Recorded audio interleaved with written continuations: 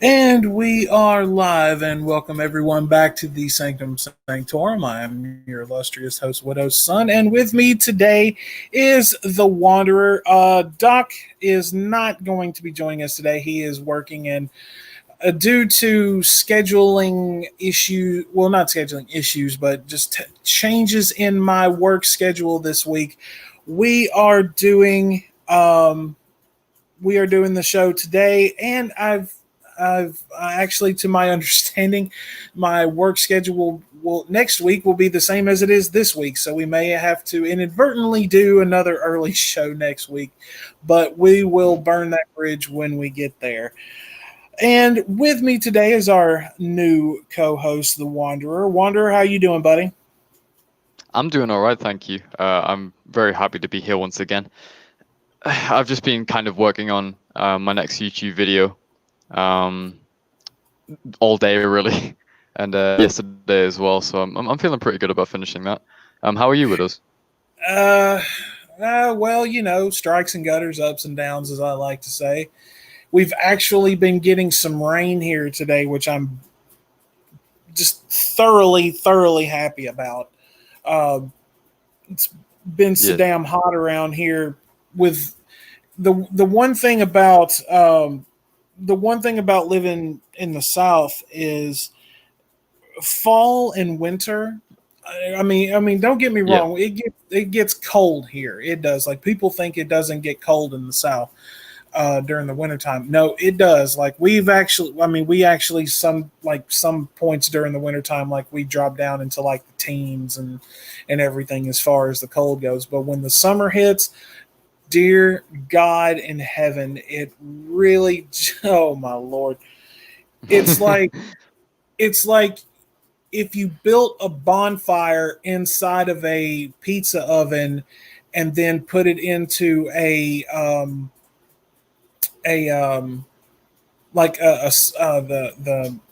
like the like the smelter, like in an iron factory or whatever. yeah, yeah. I get what you Uh, mean. yeah, with the heat plus the humidity, it um, it's enough to make you just want to just shoot yourself in the head almost. No, the humidity can get so bad that and this was a few years back. I remember it was the summer. It was the summertime, and I was a server, and I was on my way to work, and I had just stepped out of the house, and no sooner than I stepped out of the house, like I just took a deep breath, and it literally the humidity was so bad it like literally choked me. So Oh my God, yeah, jeez. It yeah. gets pretty So bad over here in England, like with being very cold and stuff in the winter. It's awful. I would much rather live over there because honestly, I'm jealous of the UK and Europe as a whole because your guys' seasons seem to actually run on time and actually happen the way that they're supposed to. Yeah, Whereas over here, winter, like fall, won't start until like the first day of fall. I think is somewhere around the towards the end of September, maybe somewhere in October, and it will literally be hot all the way through August, through part of September. When fall hits, like it'll last for not too long, and then when winter hits, like I think last year our winter didn't officially end until sometime in the middle of February, yeah. and so yeah, you guys, your seasons are on schedule, whereas we're just kind of like, what, screw it. The weather's going to be whatever we want it to be. So, It will ever Mother Nature decides. exactly. I mean, I've been saying for the longest time they need to start shooting Prozac into the sky and get Mother Nature, get her back on, track or whatever because I can't keep dealing with all this crazy weather. It's Yeah. about to drive me insane. But when I woke up earlier and I walked outside and it was raining, I'm just like, thank God. Now, if it would just consistently rain for like a week or so straight, I would be perfectly fine with that. Yeah. I mean, honestly, I can't say the same because like it just rains. It's either rain or foggy most of the time over in England, apart from British summertime, which is pretty nice. It's usually very nice weather during the summertime, apart from when you get rain, obviously, which is awful. We've been having a lot of rain recently, so I've kind of just been stuck in the house doing whatever 'cause I don't like going out in the rain. I've never been a fan of water. I honestly, I can walk out in the rain depending, like, how. I mean, obviously not if it's like 15-mile-an-hour winds and it's blowing in at like a 45-degree angle. I'm not gonna but if it's just like kind of like a steady, just like a little steady, nice little rain. It's like everybody's got their umbrellas and they're all running to get inside. I'm like, you know what? The hell with that. I'm gonna walk in this because like it's like y'all just don't appreciate when we actually get rain around here. I do, Yeah. but I'm right now because honestly, really, with as hot as it gets here in the summertime, I just stand around and wait for fall and winter to come back because I'm just like I can't deal with the summertime. I would much rather just stay inside where there's air conditioning and my TV and my refrigerator and my cats and everything else. And y'all can go and get heat stroke, kayaking. And I'm like, people that go camping during the summer, I'm like, why? I mean, you're going to have to build a fire, and fire is exactly the exact opposite of what you need during this time of year. So do Yeah. yourself a favor and stay inside. Um,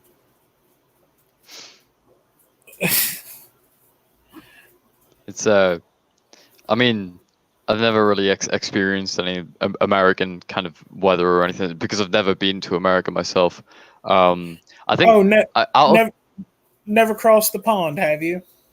nah, I mean I've been to plenty of places. I think the furthest I've ever been was probably I've been to Spain, France, Italy, Greece. It's probably Greece. I've been to plenty of places in the European Union. That's for a fact. I was going to say you're probably just waiting until you hit 1821, and then you're going to save up your money and go to Amsterdam. That's exactly what you're going to do. I mean, probably, but I don't know. You openly admit that there is a trip to Amsterdam in your future. I mean, right. I am not. I'm neither confirming nor denying anything. But my friends, they've definitely spoke of doing that before. My involvement, it's. I may or may not have been involved in them conversations, but it is what it is, you know. Oh no, no, no! I already know. I already have a feeling that you were thoroughly involved in this conversation. You were probably the one sitting there with a piece of paper and a pen, like, "Okay, let's start planning. Let's go ahead and start planning this trip now." So I was the man sorting out all the money stuff. I was the right, money man. you're the secretary and the treasurer of this trip. So Yeah, give me your monies. I'll keep them safe. Well, if you do in fact take that trip, I've never been. I would love to go. I've never been out of the country. I've never been out of America, and as sad as that is for me to say, um, honestly, the places that I would love to go is I would love to go to England. I definitely want to go to Ireland and Scotland. My family actually descends from Belfast, Ireland. Oh, nice. So I definitely want to go there. Um, I got to go to Norway. I got to go to Norway, Finland, Sweden. Um, the black metal regions of the country and the world. I've got to go. I've got to go and see those. Amsterdam. Yeah, absolutely. I may as well just make a stop over in there while I'm there. We're just going for the scenery, guys. Yeah, you got right. You got some oceanfront property in Arizona that I can buy because I don't think you do. Um, yeah. Y'all are just going to get wasted and stagger around in the red light district is what you're going for. Don't lie to me. Don't lie to me. I'm I'm already truthful. do what? I am completely truthful. You know Man, who isn't truthful? Sterno. He's a liar. He's a liar and a fraud. I was gonna I see say that man in chat. I can smell your lies through the computer. Oh, just like I can smell goddamn Jared Genesis. I still smell him to this day. To this day, I still smell him.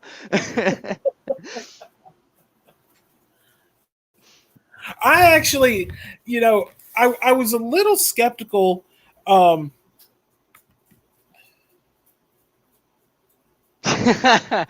will. Hey, where do you think you're going? Prim is off limits. Like I was really, really hesitant to actually introduce that segment a couple of weeks ago, uh, because and I mean honestly, he is the biggest lolcow on YouTube, one of the biggest that I've ever seen, Yeah. and it's just, honestly, it's comedy gold. Honestly, if I were doing like a Sirius XM radio show with you guys, oh God, there would be nothing to stop me from just being like, we're on satellite radio. Let's just rip this guy a new asshole because honestly, he deserved it.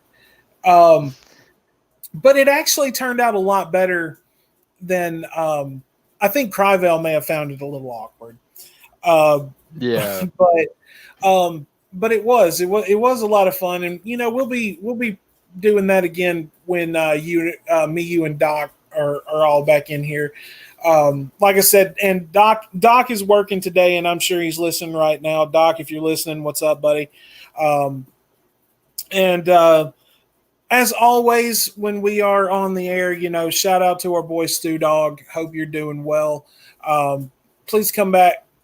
Please come back and see us again soon. Join us on the show, either as a guest or come and take your seat, because your seat is always available to you. Always got to make sure to send a little love to brother Stu Dog, because we miss him around here. But honestly, being off on Monday and Tuesday is so weird for me because I'm so used to being off Thursdays, Fridays, and Saturdays, and of course Saturday being our regular show day. Like yesterday, I literally did nothing. I absolutely did nothing at all. I think Yeah. did I even yeah, and I was about to say I couldn't remember, but yeah, I did actually. I left the house once, and I left for maybe 2 or 3 hours to go see a friend of mine, and came home, and I was home the rest of the day, and I haven't even left the house today except to just step outside. And Yeah, I haven't left the house in a couple days. Probably since shit. When probably since I went to town. Actually, I went to town. Who with again? I think it was either with some friends or my girlfriend. I've been twice, and the second time around, I bought these cool ass Star Wars figures that are now on top of my my desk. And yeah, that was the last time I left the house. That's got to be over a week ago. I'm turning into a troglodyte.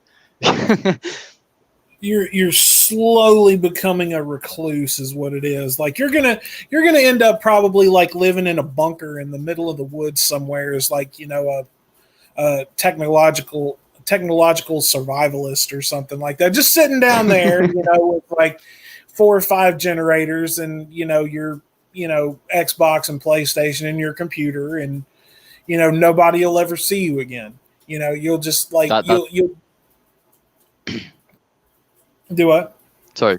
That sounds exactly like you are literally describing something that a lot of factions in Fallout New Vegas have done, and that makes me laugh so much. Because Hey, Teddy what you Bear got? is here. Oh, Hello. Teddy Bear's here and Rage is here. What's going on? Actually, I'm gonna put Teddy Bear on the spot for just a minute because she hasn't been here in a while. So, hello, Teddy Bear. Good to see you as always. Um, we in because it's like we were talking before we went on the air.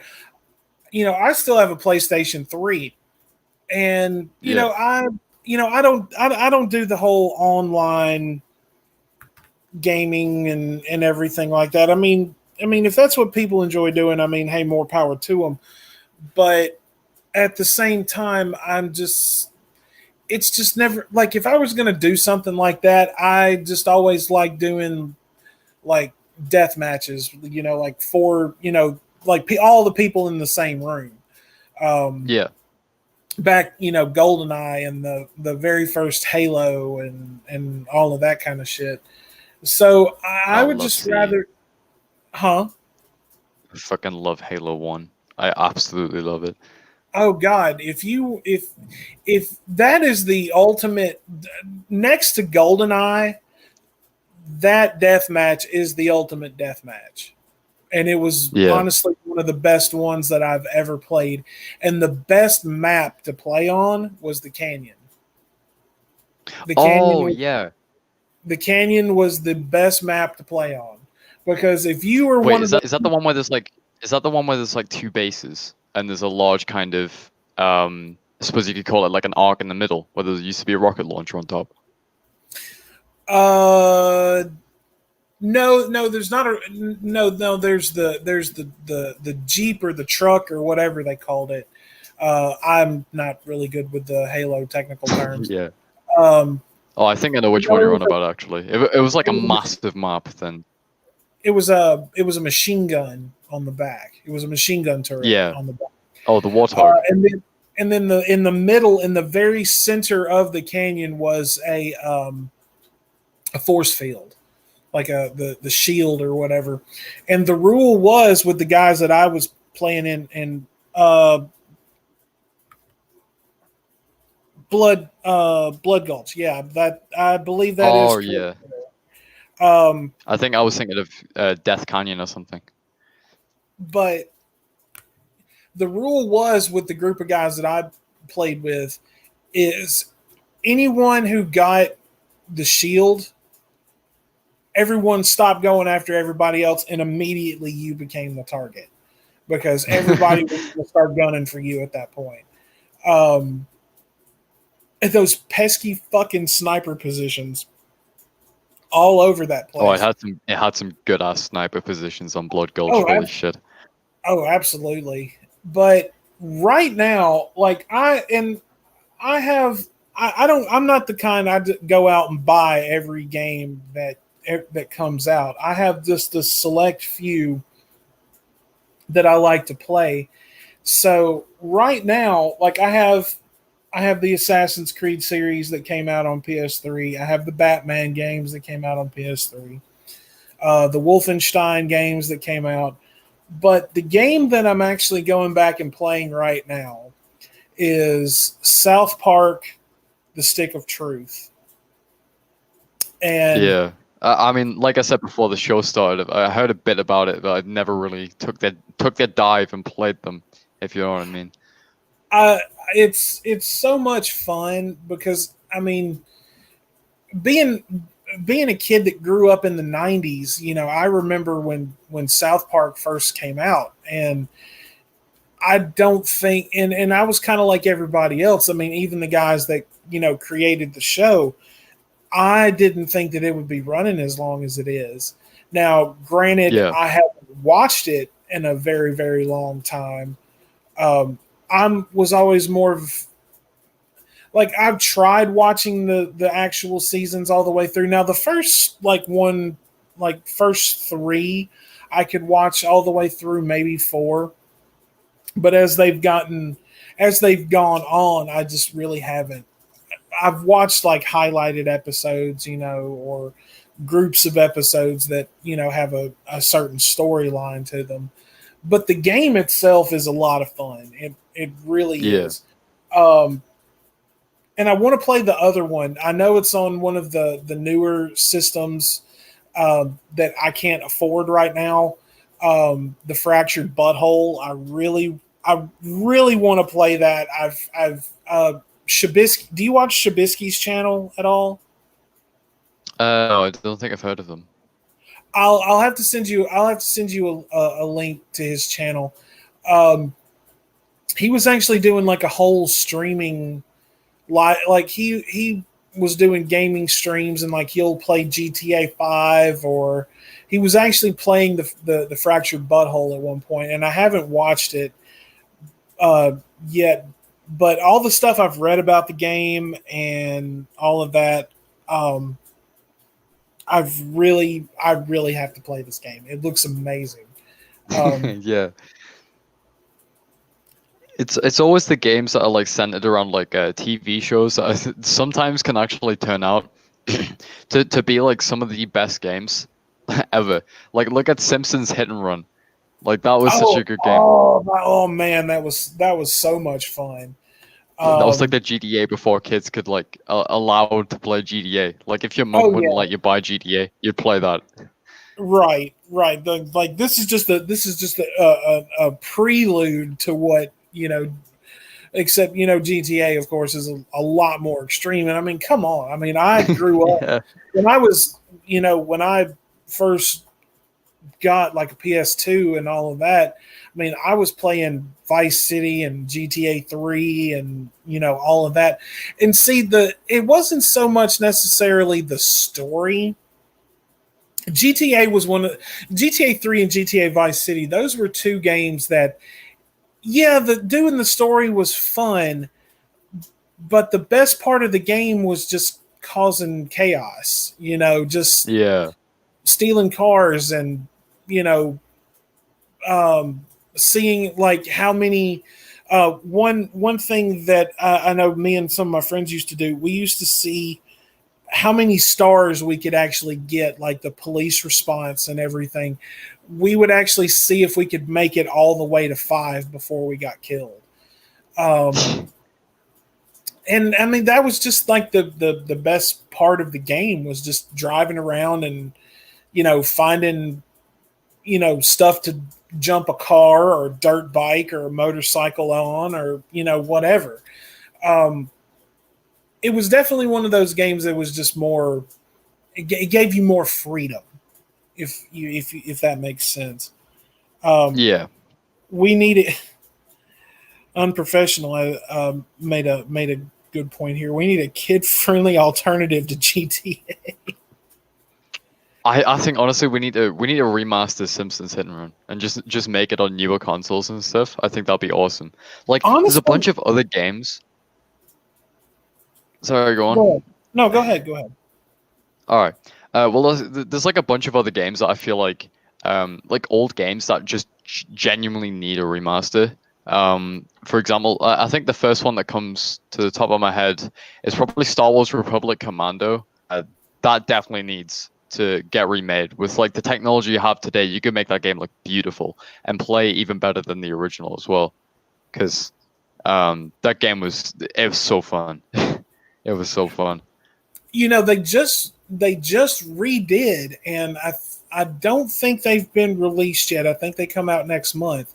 They just completely remastered Tony Hawk Pro Skater 1 and 2.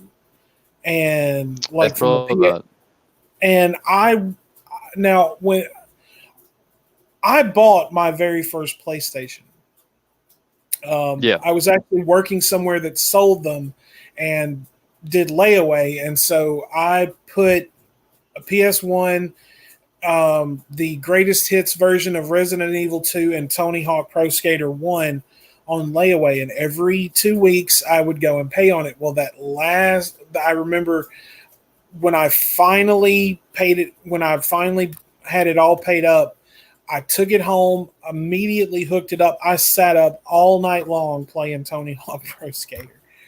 And when I heard that they were actually redoing these games and like cleaning them up, and it's the same maps and everything like that, but they were going back and cleaning them up and reprogramming them and detailing them and everything. I'm like, why can't, right now I can't afford a PS4 or a PS5.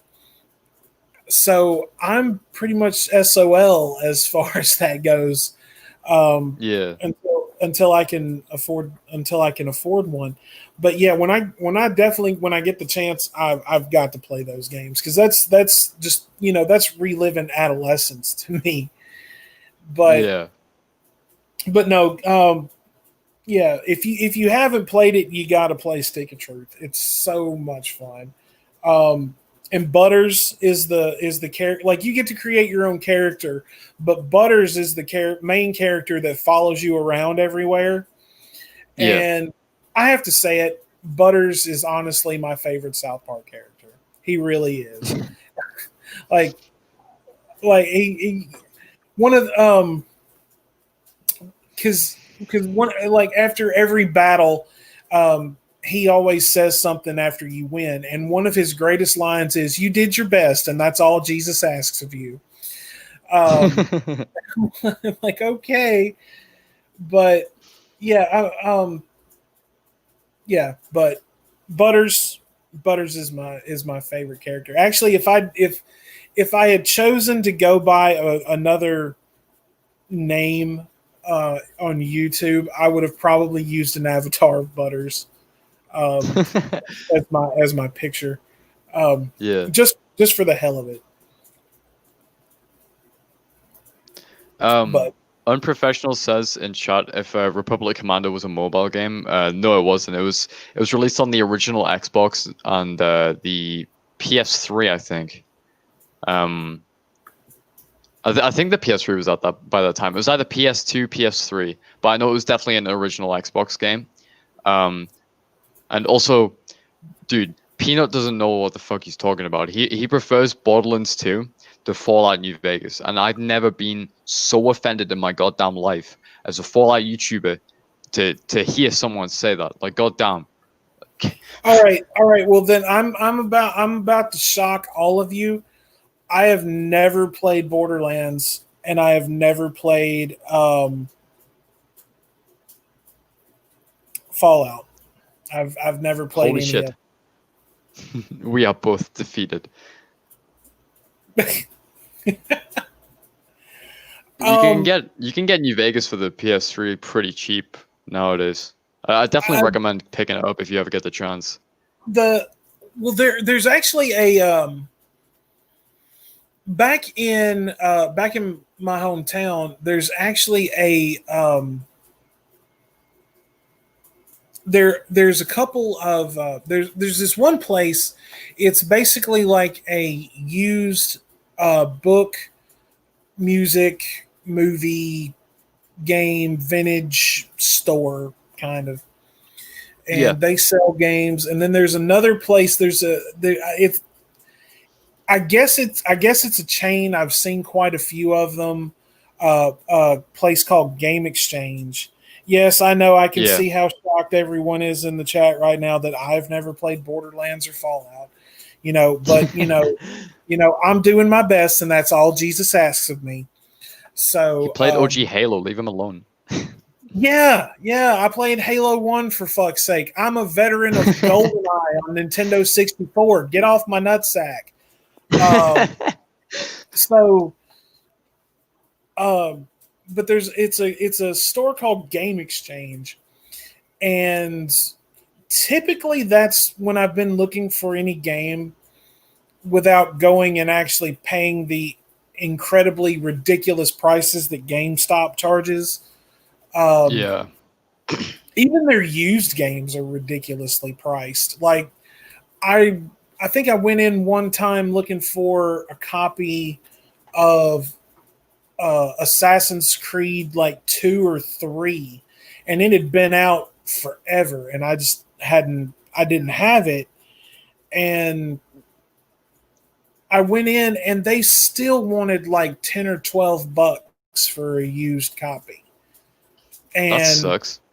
yeah, but you go down to this place and they still have some games, like newer games, that people, and even some older games like PS3 games that are still, you know, their most expensive game for PS3 that I've ever found, and all the games are used.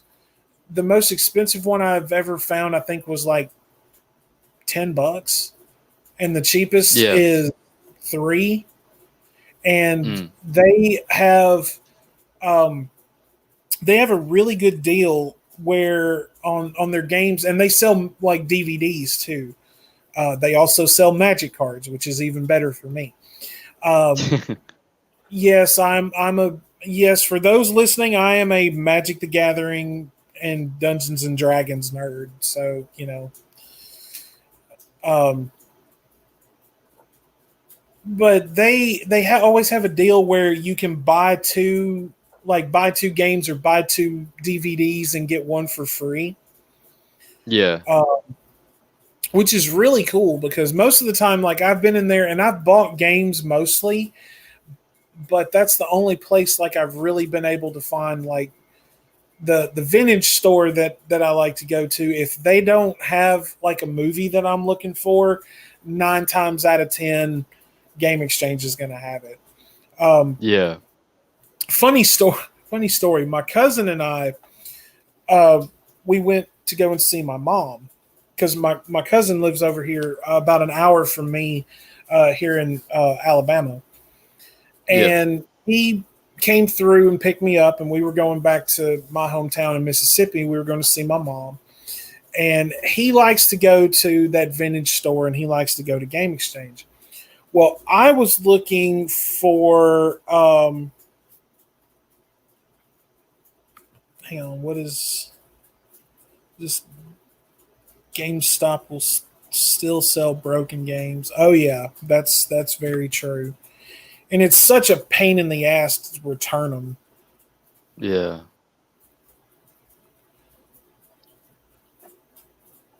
All the Price probably prices are doubled. probably doubled. That's why buy one get one. You're buying one for the price of two. Actually, no, they're um, like if you go in and look at their like pretty much like every DVD like non Blu-ray DVD that they have is usually somewhere between $2.99 and like $4.99, and their Blu-rays are usually like $4.99 to like $6.99. Which, I mean, if you go into a store, um, excuse me, mobile again. This time in my car in an elementary school parking lot, waiting for my stepson to get out of school. Oh, well, that's good to know that we are corrupting the youth of America already. So I'm plaguing my British influence onto them. onto American elementary schoolers. So we we went to the vintage store, and I was looking for a copy. One of my all time favorite movies is The Lost Boys. Yeah. Oh, thank God you know of this movie. You have seen that movie, correct? I've heard of it, but I've never seen it now. Oh my God. I feel like I'm just setting up Widows for disappointment this episode because he's not gonna like what I have to say on what was it, Primus, on a pork soda. We're not there yet. We're not there yet. We ain't there yet, Chief. We ain't there yet. Yeah. I'm biding my time before I'm disappointed, and probably I'm going to be thoroughly disappointed in what I'm going to hear. And so I was looking for a copy of The Lost Boys, just an individual copy. Yeah. So soon this podcast will be the spark that starts the next satanic scare. Hey, Well, hail Satan, I guess. No, I'm kidding. Um, so we were in the vintage store, and they just have this massive wall of DVDs and box sets and all kinds of stuff. And I was looking through there, and I could not find an individual copy of the Lost Boys. The only thing that they had was this 4-pack that had the Lost Boys, Lost Boys 2, Lost Boys 3, which, dear God in heaven, I do not understand why we have a Lost Boys 2 and 3.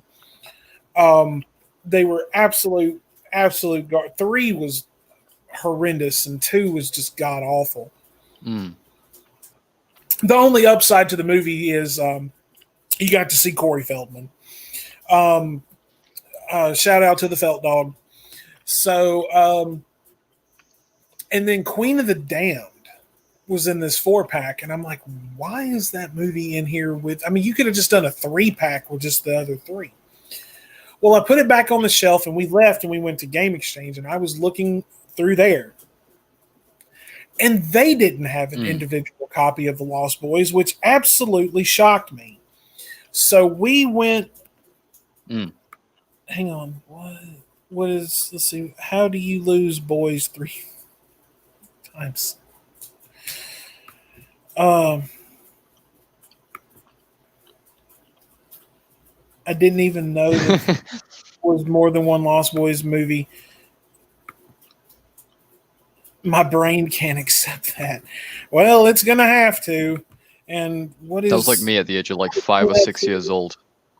Widow officially condones the crimes of the American government regarding the undermining of Chilean democracy. What? I said nothing about Chilean democracy. I have no clue what the fuck he's talking about. I mean, Peanut's talking about a Wanderer fan meetup in Bloxburg, and then Sterno's talking about destroying Sweden earlier. So, I mean, yeah, chat's pretty unpredictable tonight. Yeah. I mean, and that's, we have pretty much orderly chaos, which is an oxymoron in itself. Hang on, what is? Mr. H saying this just sounds like bad parenting, the box set. So we Game Exchange didn't have one, so we go back to the vintage store and I bought the 4-pack. And the 4-pack was like $5, so no big deal. So I bought it. I watched the original Lost Boys, and of course I absolutely adore that movie. I mean, Corey Haim, Corey Feldman, Kiefer Sutherland, Alex Winter from Bill and Ted. I mean, it's just a great fucking movie. And I actually sat through the other 2, and I've seen Queen of the Damned more times than I can count. Well, fast forward about 2 or 3 weeks later, I moved into my new apartment, and my cousin came and helped me move. And after we got all the moving done and everything, he wanted to go back into Mississippi to we were going to go see my mom for a few minutes, and then we were going to go to the stores, and then I was going to come home. It was actually the night that I was running late for the show, the very first show from my new apartment, and I had to go buy all those adapters for my wall outlets that I was telling. Oh yeah, I remember that. Well, we go into Game Exchange, and lo and behold, what do they have sitting on the shelf? They have an individual copy of the Lost Boys. I was so pissed. I was so pissed. And I'm thinking, like, I now own, and my cousin actually, he messaged me yesterday, and he found me an individual copy of the Lost Boys for like $5. And I know I already have it in the 4-pack, but I told him, he was just like, "Do you want it?" And I'm like, "Yeah, grab it. It's $5. Grab it." So, I may inadvertently end up giving that 4-pack to someone. Just be like, here are 2 great movies and 2 shit movies. So I hope you can tell the difference between the two great ones and the two pieces of shit. But no, It's like a riddle. Yeah, exactly. Riddle me this, riddle me that. Which two of these movies is complete crap? So, That made thank me you, Jim. laugh. Thank you, Jim Carrey. Thank you, Jim Carrey. But you know, but stores like the vintage store that I go to and Game Exchange, they're really like the most reasonably priced place that I've been able to find used games and movies and even books. Like, oh my god, um, I'm a collector, a reader and collector of the works of Aleister Crowley, Yeah. and I went into the vintage store one day and somebody sold them a stack.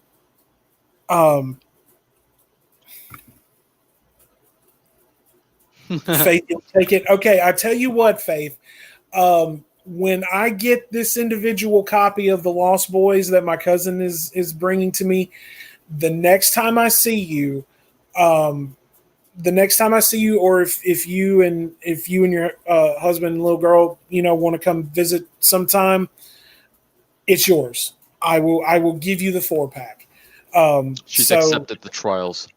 yes. If you have not sat through 2 and 3, prepare yourself. Now there is an upside. I will say there is one upside. I believe it was on part 2 or 3. It's a deleted scene, but Corey Haim makes an appearance. He actually made an appearance in that movie, and then I think it wasn't long after that when he actually died. Oh, Have no. you seen The Found Boys? I have seen the boys from Lost and Found.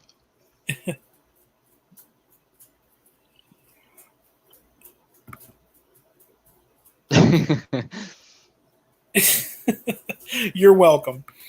So somebody sold them this small stack of Crowley books, and a Yeah. lot of them, like there are quite a few in there that I don't have, and they had a hardbound edition of, like, I have a paperback edition of his book called The Vision and the Voice, but they had a hardbound edition in the vintage store, and it's $200, which would be completely Oh my worth God. completely worth every dime, in my opinion. Because hardbound editions, especially of his work, like his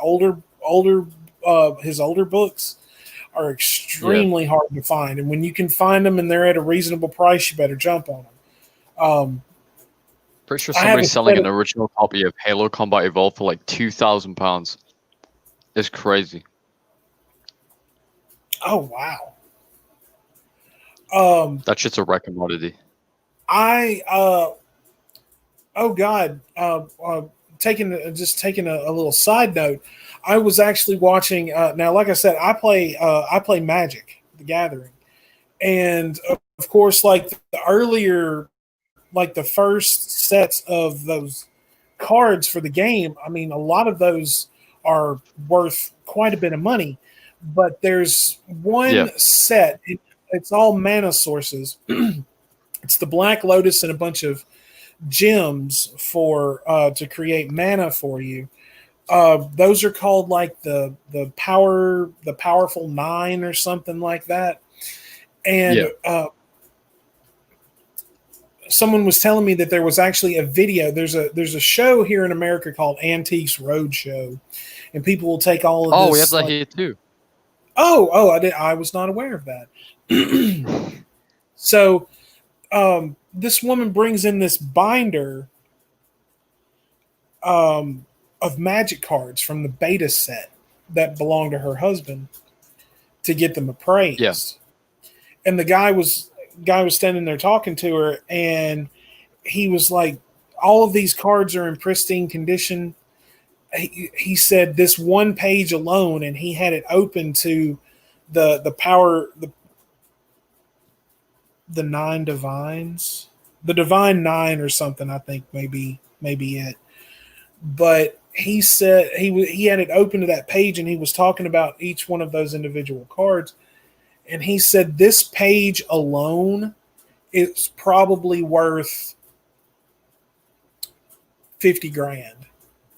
Holy shit. There was one card, just one of those cards on that page.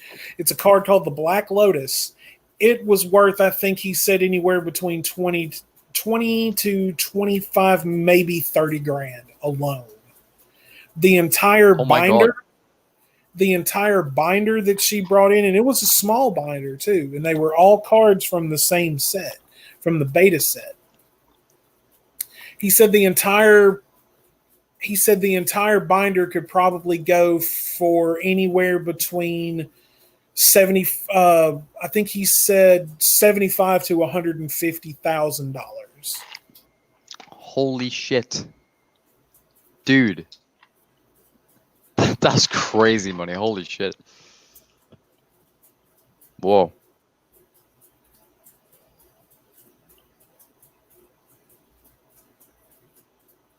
That's very true.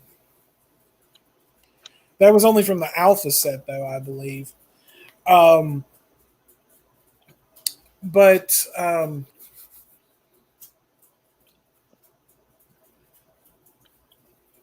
when it comes to going back to those books like that, I have one of the sets of his books that I have. It's called The Complete Works of Aleister Crowley, and it's a 3-book set. And if you can find, and under the original publisher, which the publisher is no longer in business, yeah. And the last time I checked, and I'd have to check like the copyright and print date and everything on the set that I have. But the last time I checked, I saw one of those sets going for, I don't know, somewhere between $600 to $800 at one point. Jesus, that's a lot of money. Yeah. But one of the books that they had was this one called The Kabbalah of Aleister Crowley, which is basically just a breakdown a lot of his writings on the Jewish Kabbalah. Yeah. And the spine cover had a hole in it, and the dust jacket had a hole in it. In the same place. Yeah. And they wanted $25 for that book. And I'm like, I couldn't pay $25 for a damaged book. So I was talking to the girl who was there at the time. She's like, well, I don't make the prices. The girl who does all the pricing and negotiating will be here at 2:00. So me and my cousin, we left. We came back after 2, and I walked up to the counter and I said, are you the woman who makes the prices and negotiates? And she said, yes, I am. And I pointed that book out to her, and I got to looking at it again. And I told her, I said, ma'am, I read and collect his work. And I don't know any self-respecting collector that would pay $25 for a damaged book like this. I told her, I said, I'll give you 10. And she jumped up to 15. I said, I'll give you 12. And she sold it to me for $12. Ooh, a hard bargain. I'm a shrewd negotiator, man. Like, hey, I talked her down from 25 to 12. I mean, that's a pretty good deal. Bought a skill 100. So, but yeah, like the vintage store that I go to, and Game Exchange, and even pawn shops. Which some pawn shops, they don't really know how to properly price movies and games and all of that shit. They'll still try to rip you off. Yeah. But those are like the most reasonably priced places that I've been to. Those 2 places that I like to go, where I'm not spending an arm and a leg for Um, all right, Peanut. Thank you for dropping in. We do appreciate it. Have a See you, good Peanut. school day tomorrow. I can't wait for that Sterno exposed video. Um, so, but a lot of places will just, they'll try to rip you off. And anytime that the only time that I've had a problem at Game Exchange is I bought a movie from there. It was, the buy two get one, and it was a movie called The Outsiders, old movie from like the mid to late '80s, and uh, you know, uh, just star-studded cast. It's got Tom Cruise, Rob Lowe, Emilio Estevez, Matt Dillon, Patrick Swayze. All these guys when they were young, Yeah. and I got it.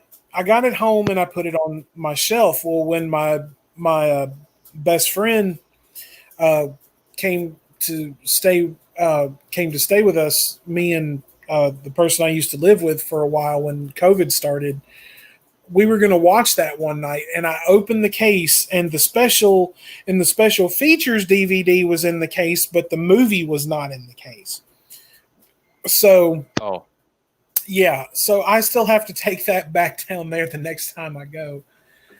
Which Jesus. reminds me, I'm actually going back. I'm actually going back home Thursday to see my mom. So I may have to inadvertently make a trip over there to be like, hey, I don't have the receipt, but your price tag is still on this thing. So it did come from here, and you didn't give me the DVD. So where's my damn DVD? I want it now. I demand. Exactly. I will either give me my movie, or I shall send my cat ninjas after you. They will level this place by morning. They'll make short work of your pitiful shop. Exactly. They will steal all of your magic cards and bring them back to me, and then level the building. So you have a choice. Give me the DVD or face the wrath of the cat ninjas. So, but that's just one thing. Like I don't understand is, a lot of stores. I understand that stores have to make a profit. I get that, but Yeah. don't purposefully overcharge your upcharge your merchandise just to make that profit. Like I don't really know a whole lot of people that still buy games. I mean, they may pre-order them through GameStop, or they pre-order them through their system to download. But to be honest with you, I really don't know a whole lot of people that still actually shop at a GameStop anymore. Yeah, I mean, most of my friends, they usually just buy their games and stuff through Microsoft stores on the Xbox, or like through Steam if they're on PC. And Well, that's about it, really. Well, I mean, even so, I think that probably like the PlayStation Network and Microsoft and all of that, they're probably upcharging too. Even just to pre-order or even buy the game through their store. Oh yeah, no, it is ridiculous. Like I think some normal games are like £50 that have just dropped fresh out of the oven, and then sometimes they'll drop down to 30 if the sales aren't too good. And special editions when they come out are ridiculous. They can be between 70 to £300. It's stupid amounts of money. I mean, like I when PS well when that last is I haven't kept up with Assassin's Creed in a while, but it was that I think it was Origins. No, the one that was set in Egypt. I think that may have been. That was either Odyssey or Origins, yeah. Yeah, okay. I really wanted to play that one. It looked incredible. I heard amazing things about it from people I knew who had played it. And even some friends of mine were messaging me. They're just like, "You like Assassin's Creed? The kind of philosophy and books and all of it that you like to read, you have to play this game." And I'm just like, okay, well, I can't afford it. And then when they Yeah. released it, and then the system, like they were releasing the special edition PS4 that included the new Assassin's Creed, I'm like, oh, it's like they're just it's like waving the carrot in front of the donkey, you just, Yeah. the stake in I front of mean, the I lion, was, just taunting it. yeah. I was considering getting the Doom Eternal special edition, but it was like £200, and the only reason I'd probably be getting it is for the helmet, and that's about it, really. So, I heard, I heard, I heard the Doom remake was pretty shit. which one? The one that dropped 2016, I think it was. The first one, the first Doom remake that they did, I heard it was pretty shit. I'd have to disagree, honestly. I mean, I enjoyed the game a lot, and I feel like it had good aspects of like Doom gameplay, whilst also retaining what you'd expect from a shooter game nowadays, especially with the weapon wheel and like certain weapon upgrades and things like that. I personally enjoyed it, but I can see why some classic Doom fans may have not enjoyed it really, because it was a big step for the Doom franchise to just come out with a shooter like that, especially after the franchise has been dormant since the 2000s. But I personally enjoyed it. I enjoyed it more than Doom Eternal, and that's for a fact. I'm probably going to get the Doom Eternal DLC when it comes out, because they're doing story DLC for Doom Eternal. I think that's going to be pretty good. Yeah, I mean, I remember playing Doom and Quake and all of that through at a friend of mine's house. On he had a little computer network set up in his room, and he would sit in one place and I would sit in the other, and we would just play against each other on Doom and Quake all the time. So yeah, I mean, honestly, I'm thinking if you want to revamp those games, take the originals and clean them up. Yeah, Just keep the same concept. Like give us old school gamers something new to hang our hat on. Basically, it's just like holy crap, they actually went back and cleaned up this game and you know modernized it and made it look really really good. I Um, think that's why I like Halo 2 Anniversary so much, because it retained that like classic feeling of Halo. That Halo 2 brought to the table, whilst also kind of improving on the graphics and taking it up to the standard that was um, in 2014. And the cutscenes in that game were absolutely stellar. I really, really like it.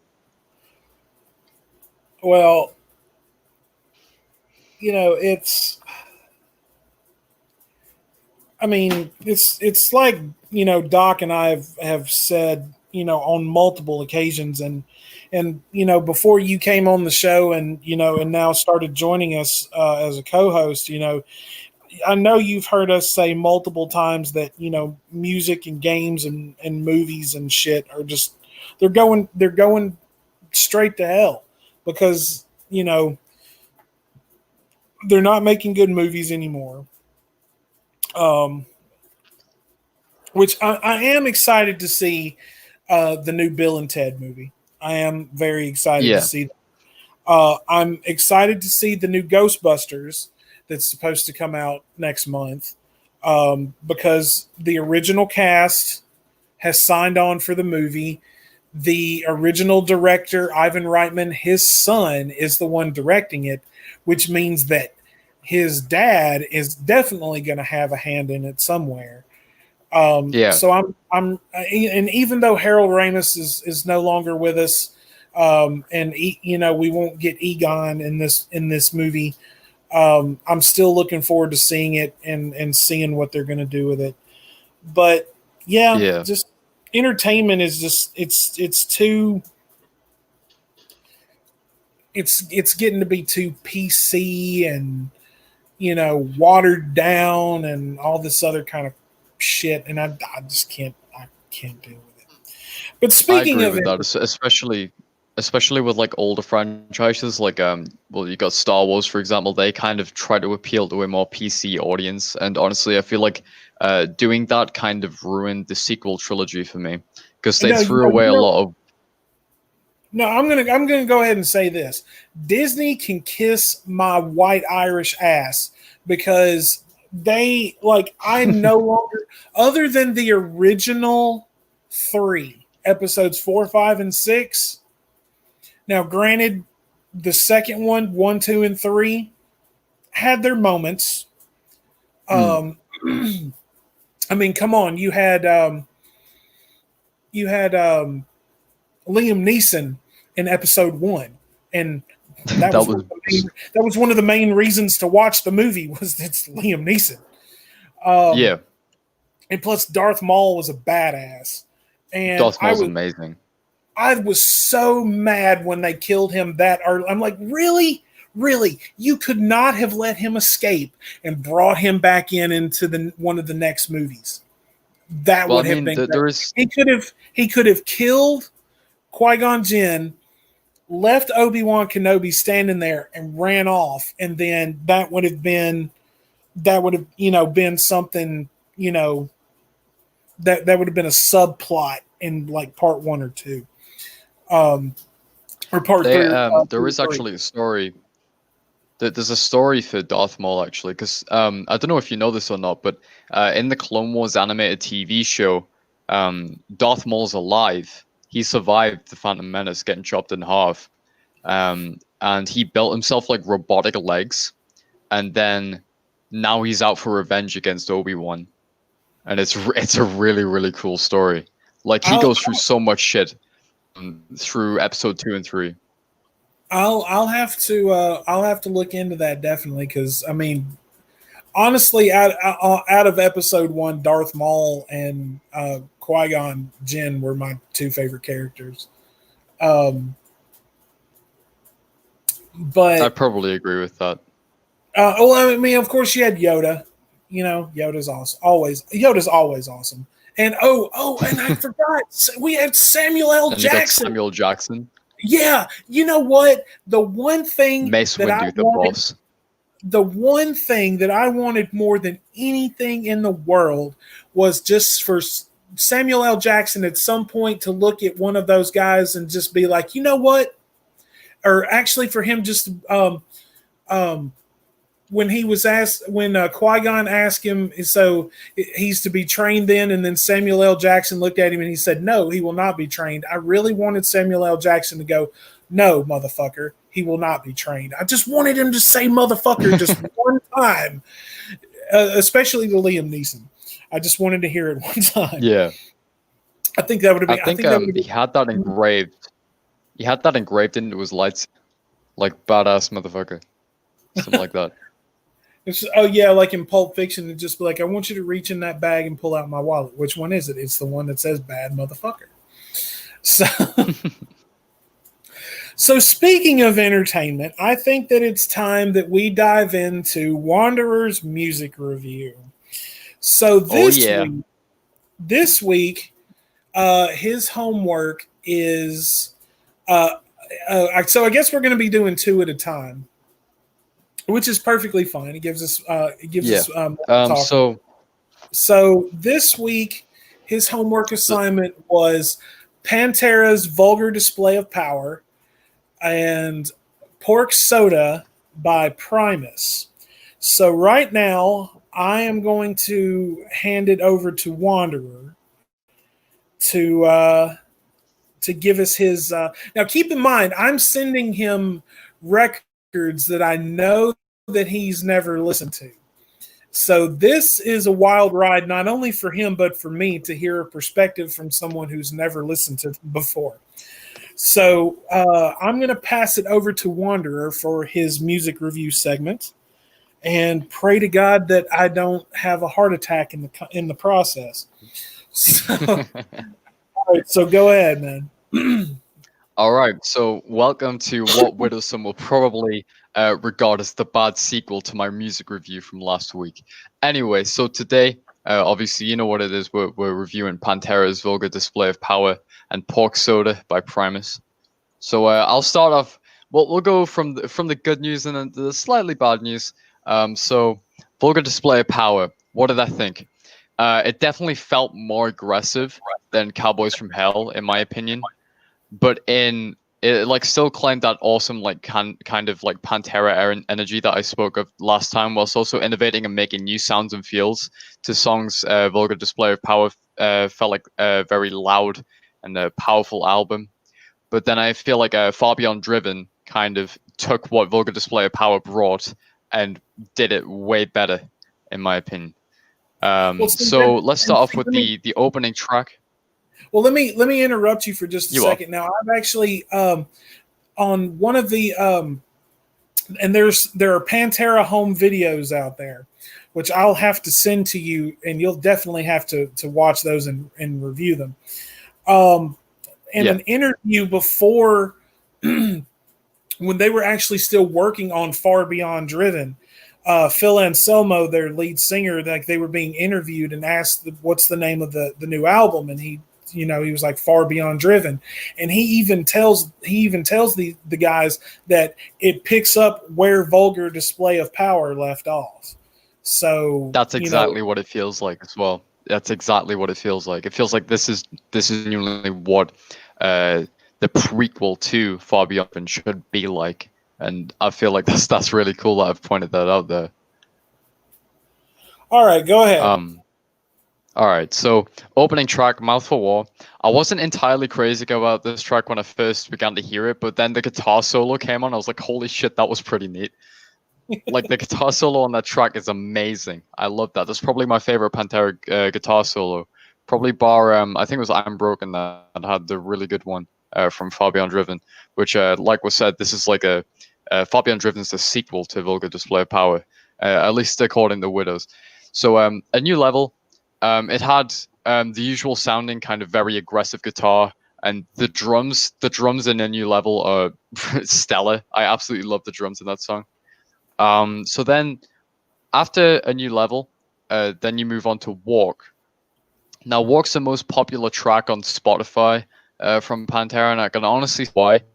The drums and guitar have like a really kind of badass feeling combination on this track, and the vocals didn't feel very overpowered compared to the instruments, which is always a plus for people who like looking deeper into like the lyrics of songs.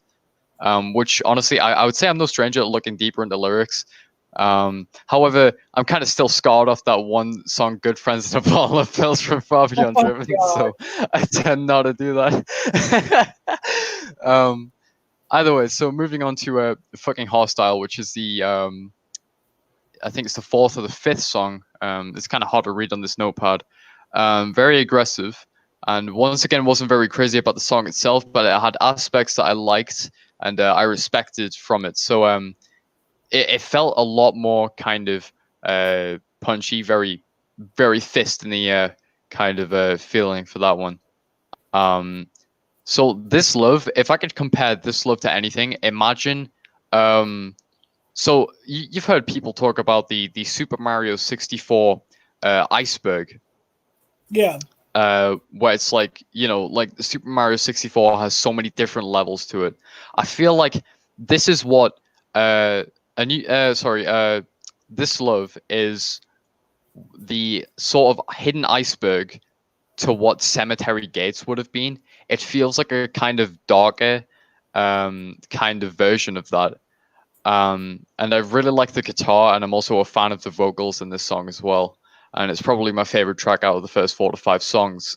Um, Rise, I wasn't really a big fan. The guitar, like, it felt a bit too kind of like kind of a bit too much like that to me. And the vocals didn't really sell me either. So Rise, not too big of a fan. No Good, I liked this track. It was pretty decent.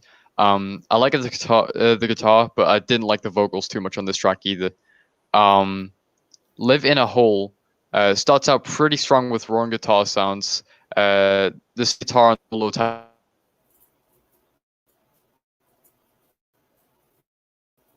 Uh-oh.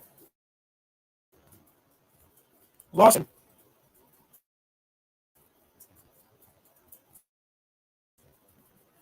Wanderer.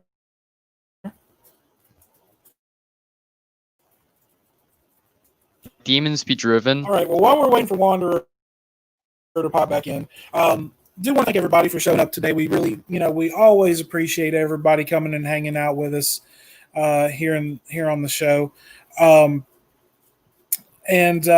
We've had a really nice, really big audience today. Wonder, are you there?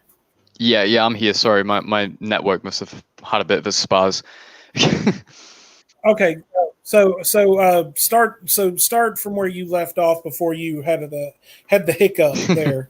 I got up to so I don't know when that hiccup started happening, but I read out "Live in a Hole," "Regular People," and I got to "By Demons Be Driven."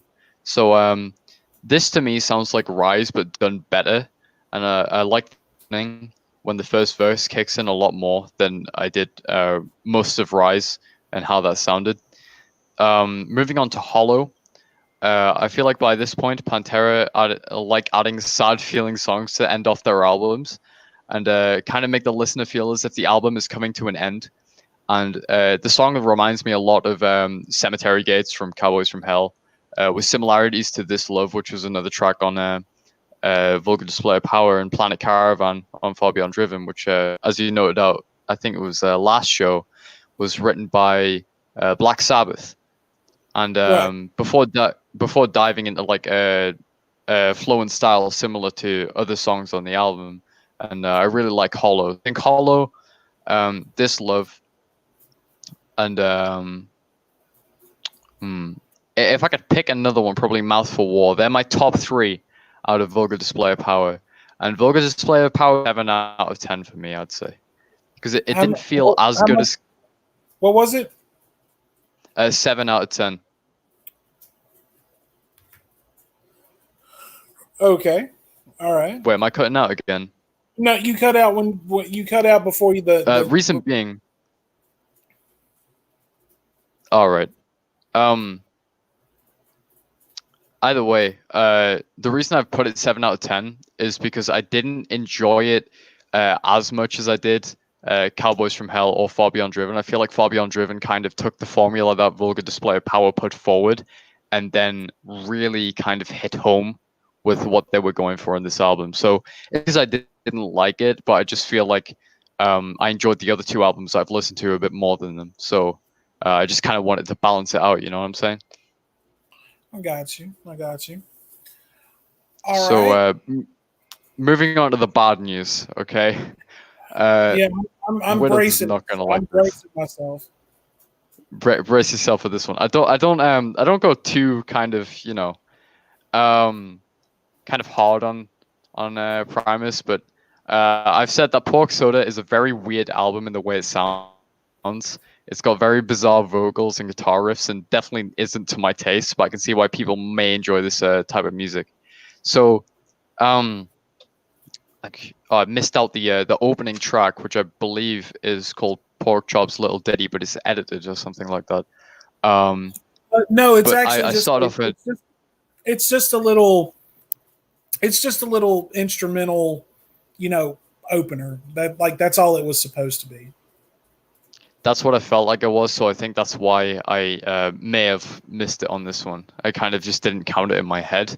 But My Name is Mud is the first track that I've got down here, and it was probably my most enjoyed track. The bass is really cool in this song, and if it was an even louder, like kind of heavier song, heavier version of this song, I think it would sound really, really cool. Like if they had more loud kind of electric guitar and stuff in the song, it would sound really, really cool. So then you move on to Welcome to This World. I disliked the riff and the overall sound. I feel like it wasn't really to my tastes. But my favorite thing was probably the drums, and the vocals were pretty crazy. Um, Around 2 minutes, it begins to sound more enjoyable to me before jumping back into the same pattern. Um, Bob, I didn't really like this track either, but I gathered that the lyrics are about a dude presumably of the same name who hung himself with a belt. which is rather gritty. DMV, basically the same as Bob. I wasn't really crazy about it either. And then moving to the old Diamondback Sturgeon, I like the song more than the last three, but not as much as My Name Is Mud. The vocals are still strange as heck to me, but I enjoyed the guitar and the drums on this song. Nature Boy, simplistic bass pattern to begin. The guitar is very good when introducing the song, and I've enjoyed Nature Boy probably around the same did the old Diamondback Sturgeon, I'd say. Wounded Knee, it's some sort of weird interlude composed of sounds which remind me very much of the dinosaur Mario Kart levels and their respective OSTs. But then we actually get onto the title track, Pork Soda. And I'd be lying to you if I said I wasn't a little bit disturbed because the bass is like and it sounded so bizarre to me. Like I was like, oh man. And I was a little bit scared, if I'm honest. But the lyrics were very rambly, and the only thing I could make sense of the lyrics was grab yourself a can of pork soda and you'll be feeling just fine.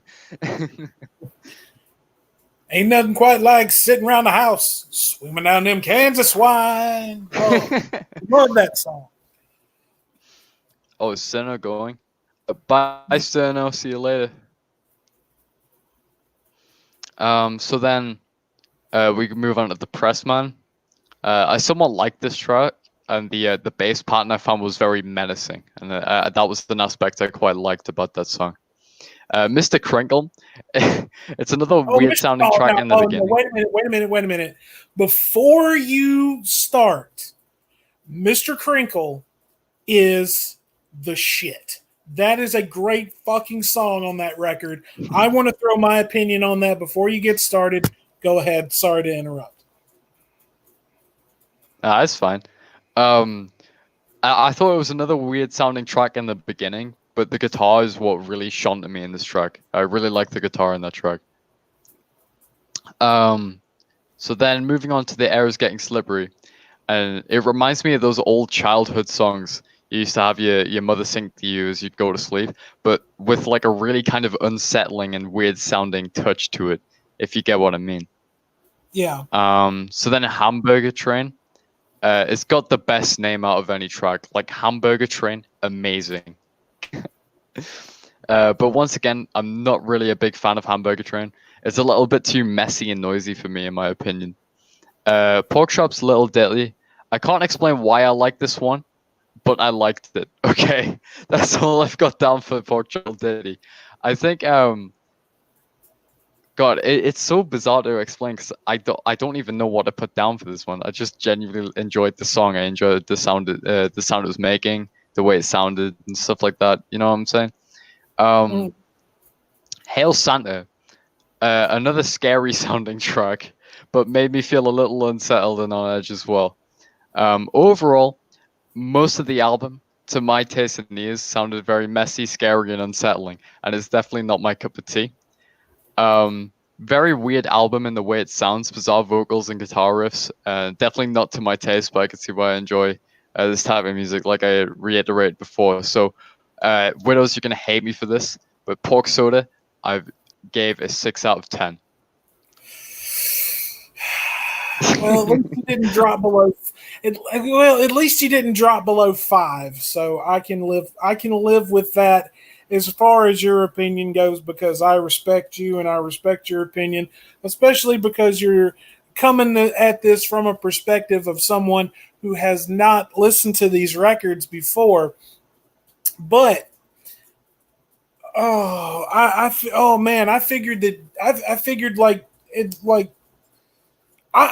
really honestly believe like I was like, man, Primus is gonna like as like funky as they are, Les Claypool on that bass and all of that, because I mean the band is tight. I mean they're a really, really tight band. But I was like, but then when I was like, when you were telling me, when I asked you about that earlier, and you're just like, I'm gonna wait and tell you, I was just thinking, Uh, so, well, Not so gonna lie, I like more bassy songs, honestly. well, I mean, at least, I mean, I hope that you saved "My Name Is Mud" to your playlist there, Oh yeah, because I I did. mean, I saved that, and I think it was Nature Boy or something. I don't know. I definitely saved a Pork Soda song or two, and one of them was definitely My Name Is Mud. I was actually saying one time that because I have my two cats and everything. If I didn't have one right now, or if I were going to adopt another one, I would want to adopt a little male cat, and I'd want to name him Mr. Crinkle. That way, when I would come in every day or when I would wake up in the morning, I could look at him and go, "Hello, Mr. Crinkle. How are you today?" Which I, which everybody I know that likes Primus was just like, that is fucking cool. And just like to have a cat named Mr. Crinkle, just so I could look at him every day and be like, "Hello, Mr. Crinkle. How are you today?" And I can't believe he didn't like Mr. Crinkle though, man. Mr. Crinkle is a great song. I mean, I wouldn't say I disliked it. It was just kind of like, I'm not too crazy about it. You know what I mean? Like, I didn't dislike it. There was definitely other songs in the album that I disliked more than that. But especially Wounded Knee. Like, Wounded Knee was kind of scary to me. All right. Well, there is Wanderer's music review. Like I said, at least you kept Pork Soda, you know, above a 5, so I can respect that for the most part. So I've I wonder gone what ahead, huh? I wonder what the dog thinks of Pork Soda. Has he ever gave you his thoughts? Honestly, I don't really think that Oh, did Doc I and cut I out again? I don't really think Doc and I have really discussed Primus very much. Doc is really in. I mean, we share a lot of likes as far as a lot of bands go. He hates Pantera, but I adore Pantera, and I will be a diehard Pantera fan until I am dead and gone. Um, Yeah. we both like Slayer a lot. He likes Megadeth. I'm not really a Megadeth fan. They have songs that I like, but I'm not really a Megadeth fan. Um, Yeah.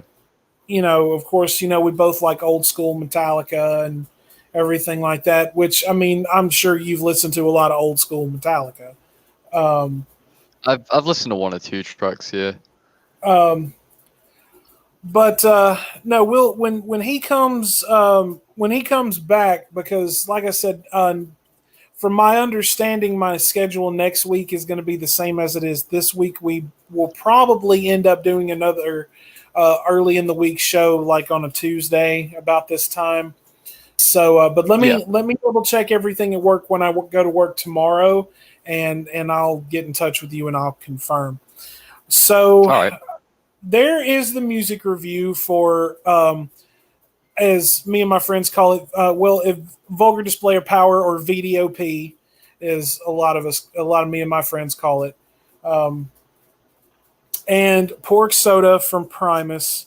I was really hoping for a higher score on Primus, but like I said, you kept it above a 5, so I can live with that. So I went ahead and sent you your homework for our next show.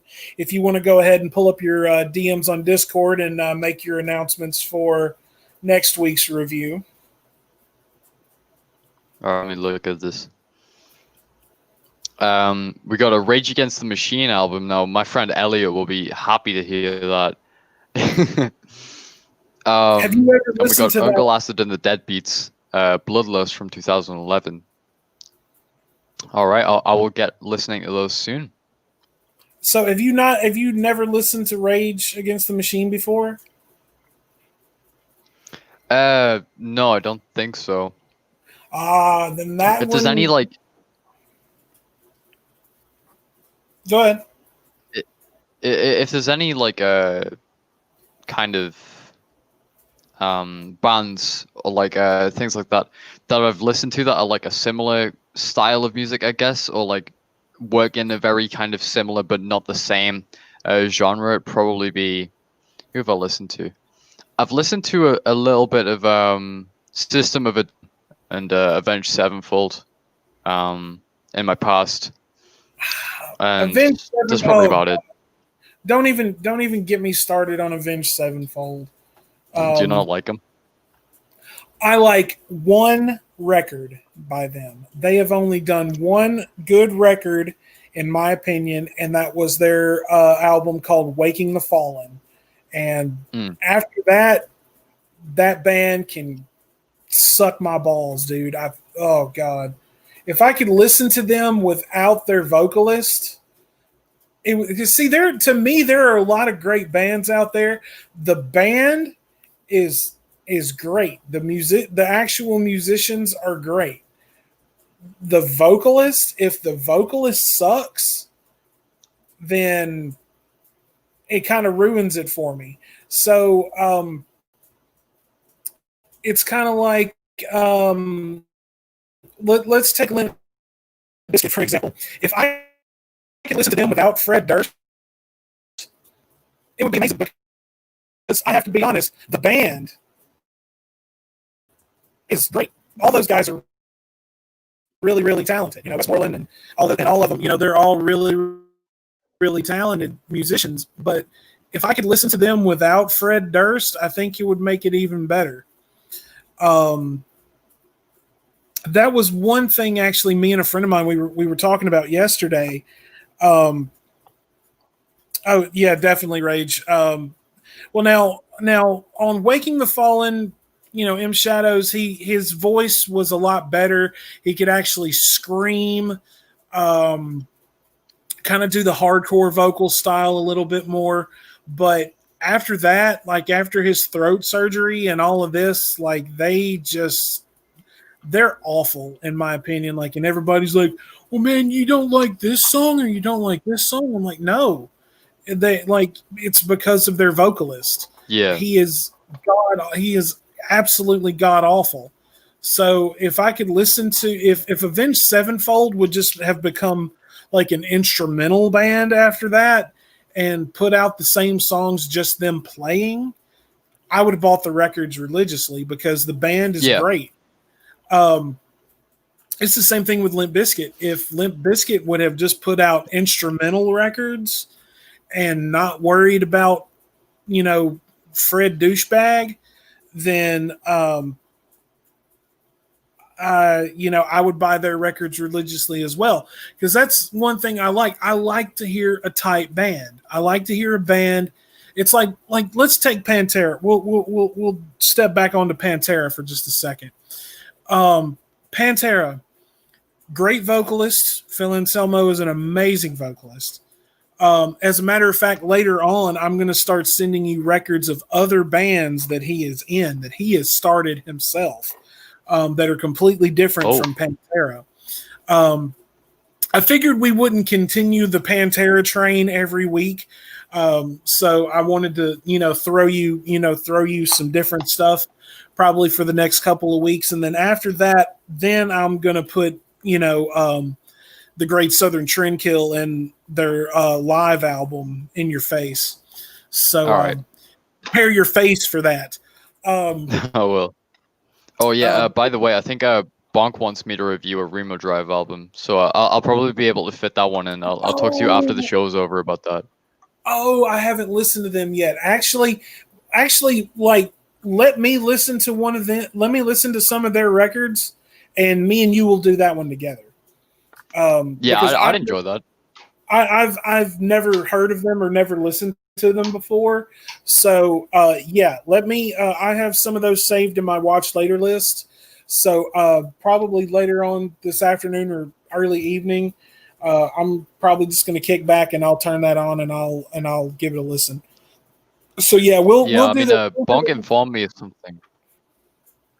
Go ahead. Bonk informed me of some of the albums I think that you saved, I think at least one or two of them were albums before they did they kind of wiped off any album before 2017. So any album before Greatest Hits isn't available anywhere bar maybe YouTube, and I'd imagine maybe SoundCloud or something.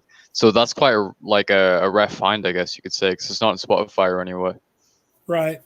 And Deathclaw, to answer your question, yes, I listen to AC/DC.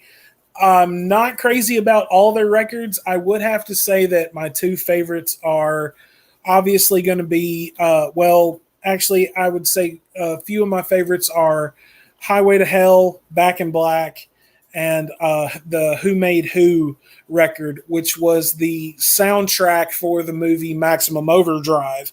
If people out there didn't know that, Emilio Estevez movie from I think somewhere around maybe 1984, 1985, and AC/DC did all of the music for that movie, and turned it actually into an album called Who Made Who, and the album Who Made Who is inadvertently the soundtrack for the movie Maximum Overdrive. So, that's another movie I've got to look for on next time I go to the vintage shop or game exchange. I got to look for Maximum Overdrive. But going back to what we were saying, Pantera, Phil Anselmo, great vocalist.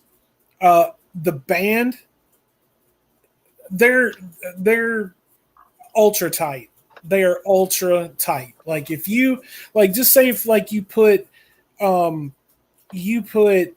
say let's take the track I'm Broken, and you put it into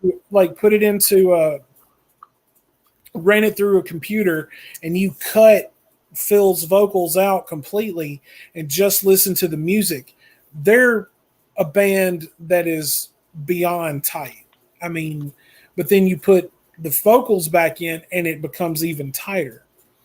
So these bands, these bands like Avenged Sevenfold and, all of this, like your band itself is amazing. It's just your vocalist sucks balls. So,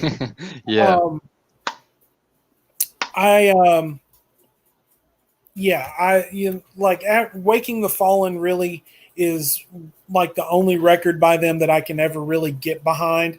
And see, a lot of that is that not really post hardcore, but like new hardcore that was coming out in like the early 2000s, the later part of the early 2000s, because you had bands like Atreyu, which I love quite a few of Atreyu's albums, their earlier albums. You had bands like Atreyu, Avenged Sevenfold, you had Drop Dead Gorgeous, The Devil Wears Prada, stuff like that. And which the first Drop Dead Gorgeous album is amazing. The first Devil Wears Prada record is awesome. You also had bands like Between the Buried and Me, which is an amazing band. Their Alaska album is insane. But yeah, if you've got a shit vocalist, then it's going to ruin it for me. That's why, a lot of the stuff that, that I've been listening to and looking at recently, has been a lot of instrumental bands. Like I've really found a lot of there's a channel on YouTube. Let me look up the name of it real quick so I can make sure that it's called 666 Mr. Doom. And I don't know who runs this channel, but every day I find like they're putting up a lot of the they're just putting up a lot of a lot of the like slower groove metal, a lot of Black Sabbath, heavily Black Sabbath influenced stuff, things like that. And I've found a lot of really awesome, just instrumental groove bands on that channel. So um, that's I mean, like I said, I want to hear good musicianship. I don't want to hear a shit vocalist. Yeah, So I feel that in a way. Like there's been a handful of bands or like music and stuff that's been completely ruined by say if it's like a feature song, they've been completely ruined by a vocalist or something. Like for example, I've got this one Thundercat song that I genuinely quite like. Um, Up to the point this other vocalist comes in. I think it was called Lil B, and mhm. he completely ruined the song for me. Like Jesus Christ, it's awful. It is so bad when he comes in. I just really wish that I'm just the more I think about it, and the more I just see the way like the channel that I just mentioned, and a lot of the bands that I've found on there, like I found this one, and I'll definitely be sending you a record or two to review from that channel. But they're instrumental bands. There's no vocalist. There's one band called Stone Rebel that I found that is just absolutely mind blowing how good they are. There's another one called excuse me. There's another one called Heavy Trip that is just insanely good. Um, and I'm like, why couldn't I find bands like this? I mean, they Stone Rebel's been putting out, records for quite a while, and they actually just released a new one, like not too long ago, and Mr. Doom put it up. Like I was finding new Stone Rebel albums in my notifications, like every week, and I'm thinking, my Yeah, God. And so I've pretty much have consistently listened to pretty much I'm thinking all of Stone Rebel's stuff, and every album is an instrumental record. And then I found Heavy Trip, and Heavy Trip just blew my goddamn mind. I'm telling you, it's I mean I literally got goosebumps listening to that Heavy Trip record. Um, so yeah, I'll definitely be sending you some stuff from there. Now I'll go ahead and tell you the Uncle Acid album that I sent you is definitely Black Sabbath influenced. Like you can definitely hear it's going to be a little weird. I'll go ahead and tell you it's going to be a little weird, but in a good way. And you can definitely, like you said, it came out in 2011, but when you actually go and listen to the record, you'd swear it was from like 1976. Like that, like the that's usually a sound. good feeling. Yeah, the sound that they're going for, as far as like their tone and everything else, is just straight out of the mid to late 70s. So, so yeah, but channels like Mr. Doom give me hope, because like, and it's sad really that a lot of this music, a lot of this great music is coming out, um, and there are people that do pay attention to it, but it's not more well known. And Yeah, I think one thing that we're gonna start seeing, in all honesty, is we're gonna see the revitalization of the underground, the music underground, where people are going to start, with that, internet access, it gives you the ability to be able to find pretty much anything almost. But I really think that we're going to yeah, start maybe like a digital music underground, to where people just start passing, records to each other. Like, just even if it's a link, it's just like, hey man, I know you like that that one record by this band. Check these guys out. Here's something else. Like my brother does that for me. He turned me Yeah. on to this. He turned me on to this band from West Memphis, Arkansas, called Pallbearer. And I had never heard of them before. And he asked me, he's just like, "You've heard of Pallbearer, right?" And I'm like, "No." And he sat me down and he played some of them for me. And it was really, really good. But he and I were, we were still talking while it was playing. So I was on my way home and I put their first record on, which is called Sorrow and Extinction.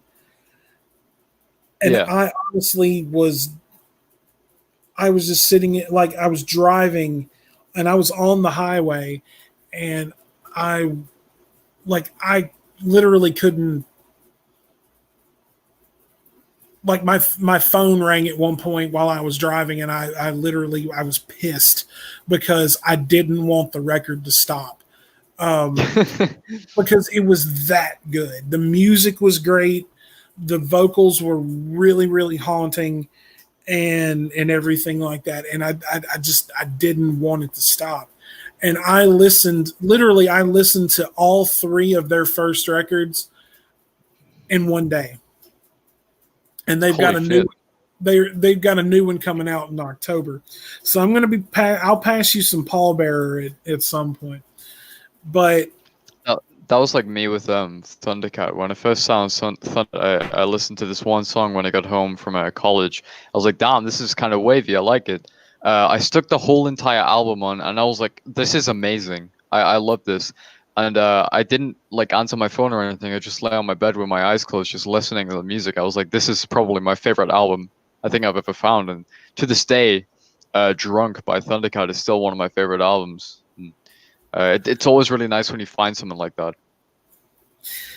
Right. I like, I can't, Wanderer, if you only knew some of the albums I've been looking at to send to you. Wait till I send you some Tool. Tool. And I'm going to tell you right now, and I mean this sincerely. No, I'm picking.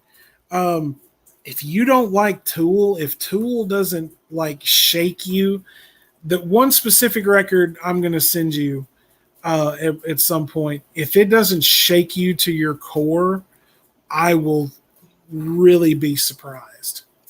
I mean that sincerely.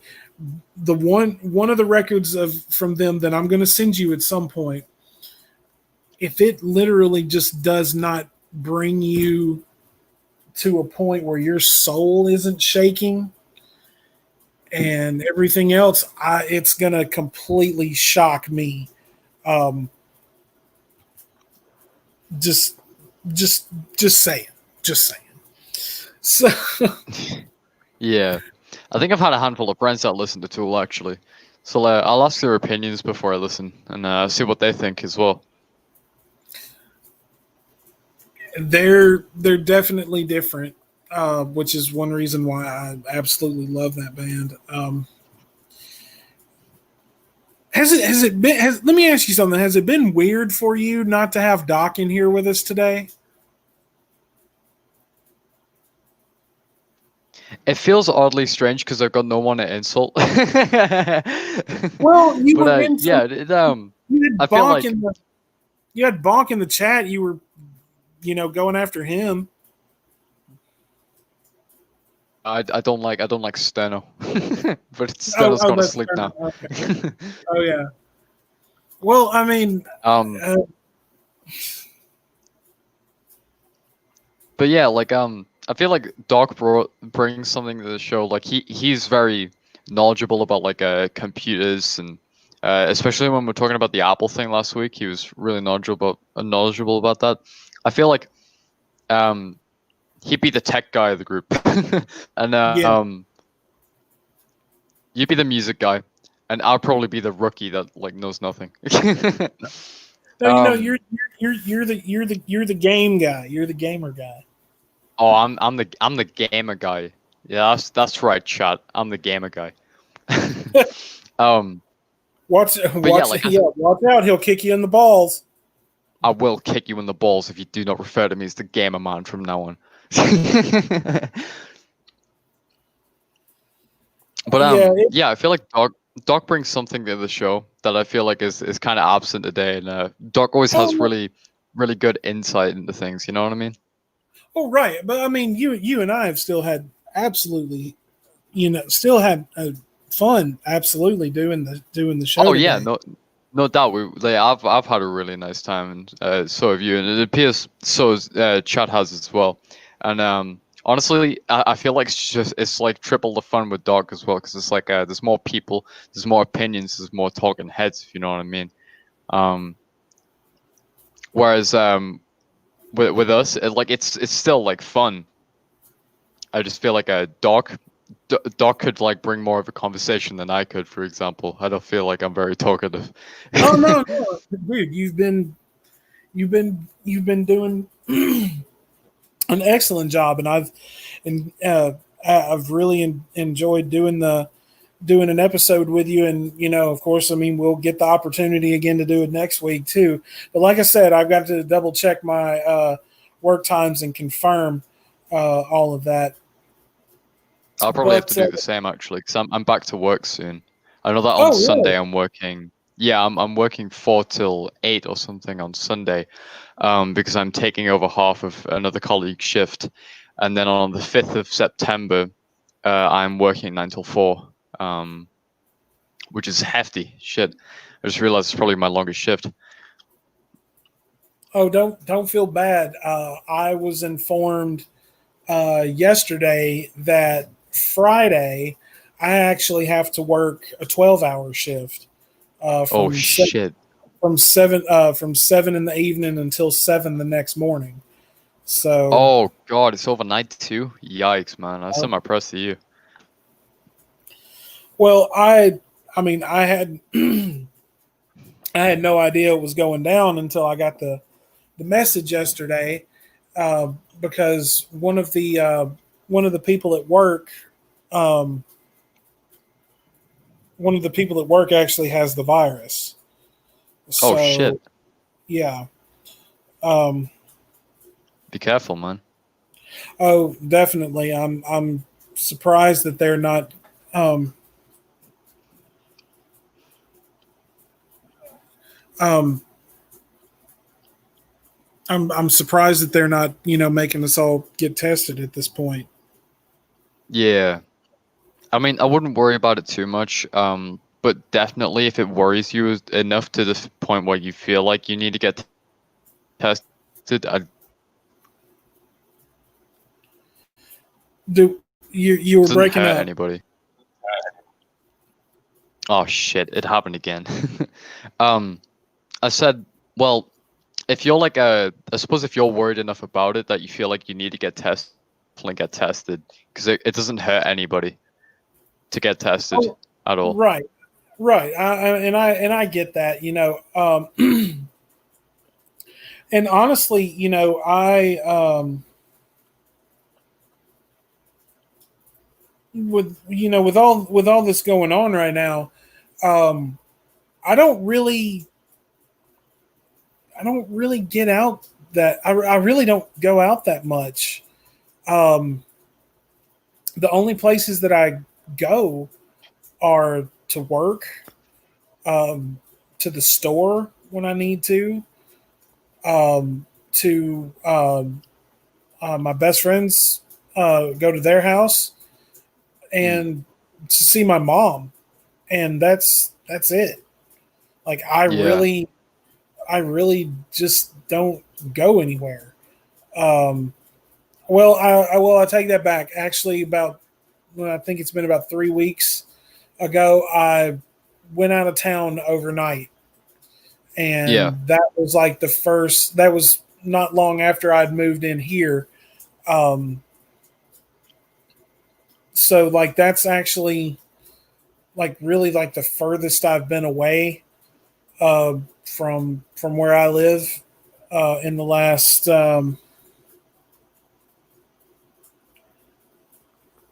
So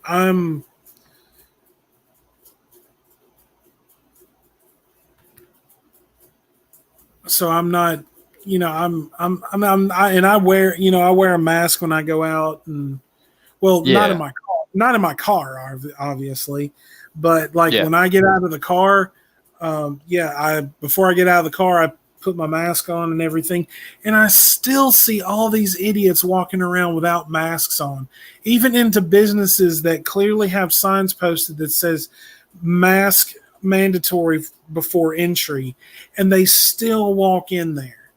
Like they walk yeah. in there thinking that, oh, well, that doesn't apply to me. No, it actually does.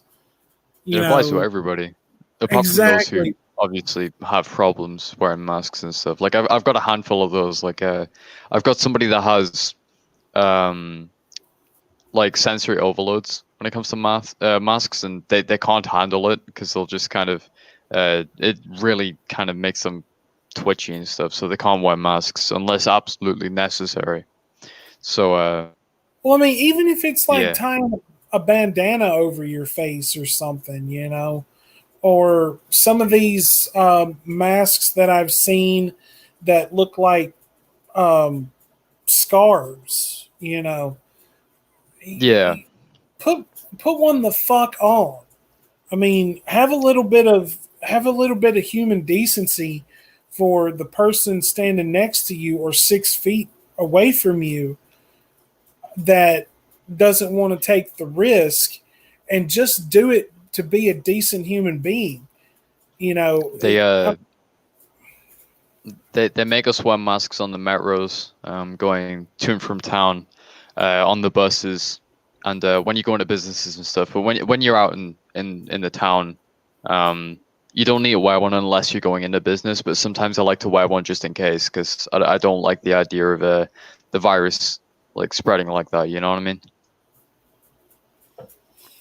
yeah. I just honestly, I've mis, uh, can't fucking talk. Um, I have gone into places without my mask, but it hasn't been on purpose.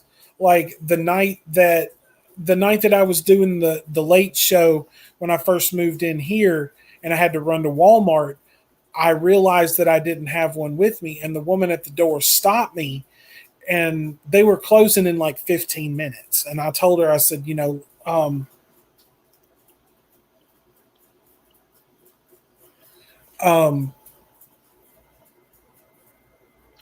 and I told her, I said, listen, I'm just running down here. It was real quick before you guys closed, and I honestly, it was a mistake. I didn't mean to walk out and forget it. Um, Yeah, so I keep my mask in my car. Like from my car to my front door, I don't worry about. Um, so I keep my mask in my car, so I always know where it is. So I always know that it's there. yeah.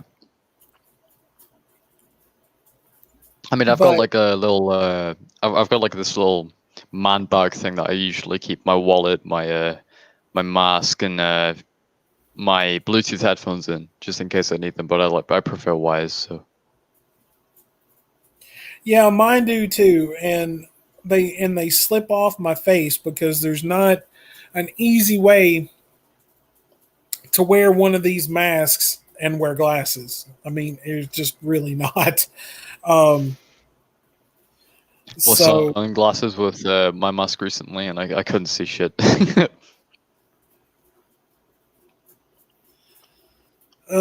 I mean, I just my whole thing is just like it's something that covers your nose and your mouth. I mean, if you honestly have an issue with wearing something so simple to help go along to help with public safety and public health, then if you're really that naive and if you're really that stupid to not want to do this, then I have no remorse for you. Like Yeah, Honestly, I feel the exact same. because honestly, like my like this virus has really just kind of cemented my belief in Darwin's theory of natural selection. Um, I've really just honestly I've always been a believer in natural selection, but this whole pandemic has just really cemented that for me. I'm like, Yeah, it's if kind of you like the final nail in the coffin. exactly, I'm just thinking if you do not have if you are not a decent enough human being to wear a mask, to social distance, to just to be on the safe side, then I have no if you get it or if anything like that, I have no remorse for you, none I whatsoever. feel the exact same. Like Um, for example, I saw this video on a TikTok or something, where it's like this guy walking to his truck, and he rips off the mask and then rips it into pieces, and then utters the word Democrats, and I thought, bro, you just posted cringe, dog. You're like what, blaming a political party for something that you're basically required to wear that could possibly save human lives, and you're here blaming it on a political party. How much of a degenerate do you have to be to do that? Like, there's no other way to put it. That's just plain stupidity. well, yeah. I mean, 'cause I mean they've got to blame it. They've got to blame it on somebody because if they don't have anybody to blame it on, politically, then it's all just a big, it's all for naught. And oh God, It's kind like of like the we conservative just party over here. They blame everything on everything else that isn't the problem, you know? oh, I get it. I mean, dude, look where I live. I mean, come on. Um, but you know, I digress. I'm just, it's like people. I see people back in my hometown complaining about having to wear masks when they go in somewhere, and the mayor putting an executive order in place requiring masks, and there's a fine in place if you don't wear it, and all this. They're getting mad about it, but it's something that's saving their lives. And a lot of these people that aren't wearing them and complain about it, uh, and complain about wearing it, or wearing it because they don't want to, or they just don't wear it at all. I'm thinking, honestly, I want to ask a lot of these people: do you also believe that the Earth is flat? Do you also believe that vaccinations are going to kill your children? I mean, do you honestly believe that the bunker boy sitting in the White House right now was, chosen by God Himself? If you do, let me tell you, there's a mental hospital not too far from here. You need to go check yourself in and tell them they need to put you in a padded room with a straitjacket. So, because you are clearly a danger to yourself and to others. So, Yeah, I I'm mean, just, dude, there's been like a plethora of posts on like Facebook and like Twitter of people who actually believe in flat Earth, and then coincidentally, might I add, believe that the virus is like some sort of way to control a human population, which I think is absolutely preposterous. right. I mean, if that were the case, I mean, I think something. If it were going to be something to do with like human population, I think that it would have probably happened. Maybe 10, 20, 30, 40, 50 years ago. But no, this is something that's very, very serious, and people are dying. So Yeah, to all of the listeners out there, and all of the members of the Sanctum Sanctorum community, please do us all a favor. When you go out, put your mask on when you go in somewhere. Don't think about, don't you know it's not only about you and your health and your safety. It's about the health and safety of the person standing next to you. It's the health and the safety of your family, things like that. So guys, just do us all a favor and put your mask on, man. And If I don't let's catch you wearing a mask, you will be kicked in the balls. yeah. Wanderer is the Chuck Norris of ball kicking. So if you don't wear the mask, he will know instantly, and he will appear suddenly in his pink power armor, and he will lace one quick to your balls. So Social distancing style. exactly. So when are we going to get the new ball assassin? Well, I've been trying to figure out because I really wanted to go, kind of go out and film it, because the whole premise of it is it's meant to be like some sort of like parody of a Super Mario 64. So I was gonna run into my wall and basically just pretend like it's one of the paintings from Mario 64, and then I would be out in this really cool place I have near where I live in. It's like it's an awesome, really cool looking place, and then I'd just be like kicking Koopa Trooper in the balls and shit, and like teaching you how to do it and the button combos and stuff. But the thing is, I've been trying to get some friends to film it and stuff. All of my friends are busy studying. God knows why. It's the summer. I know it's almost September or whatever, but and some of them just literally just don't want to. Like some of them have just left me on red. So that kind of proves the kind of friendship bubble I got myself into a couple of years back. But if I find nobody to film with, I'll improvise and I'll do something different. It is what it is. But Ball Assassin 64 will be coming out. I promise. You should you should get your girlfriend to film with you, and she can social distance kick you in the balls. She would laugh the entire time. Honestly, I'd have to mute the footage. She'd just be like, "What the hell are you doing?" And then I'd probably bring something up about her crying over Harry Styles tickets prices, and then she'd get mad at me, and probably that's when the social distance ball kick comes in, boys, and that's when I perish. That's when I dip. I'm out of there.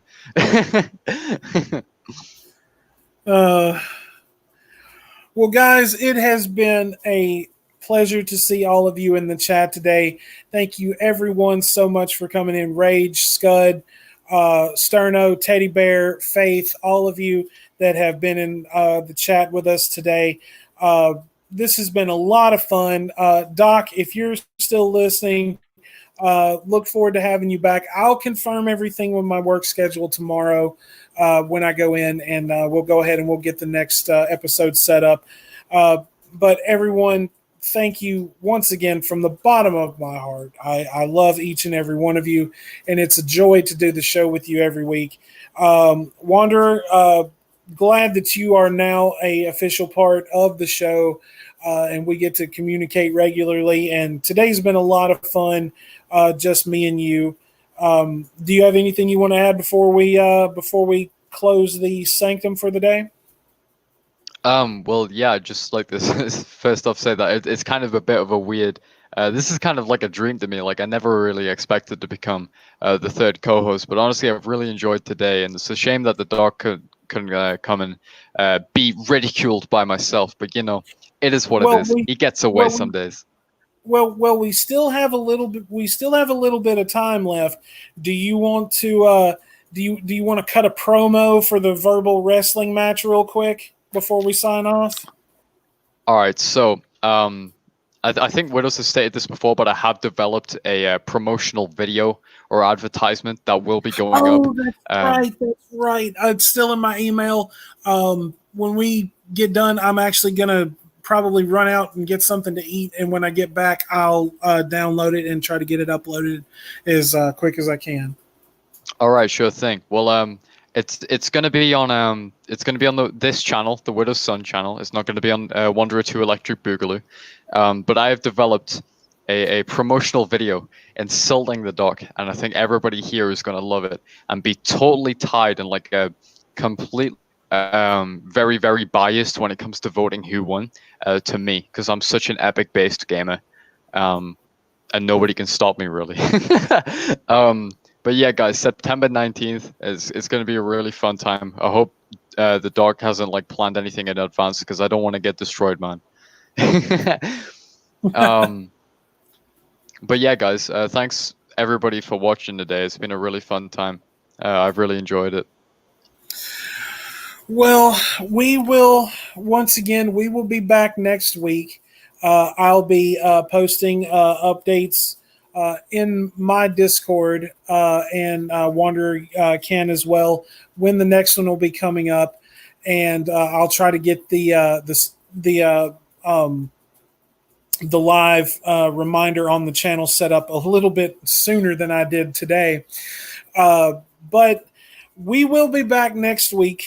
We will be reopening the Sanctum, and all are welcome here. And we look forward to seeing each and every one of you again next week. But until then, my friends, peace be with you.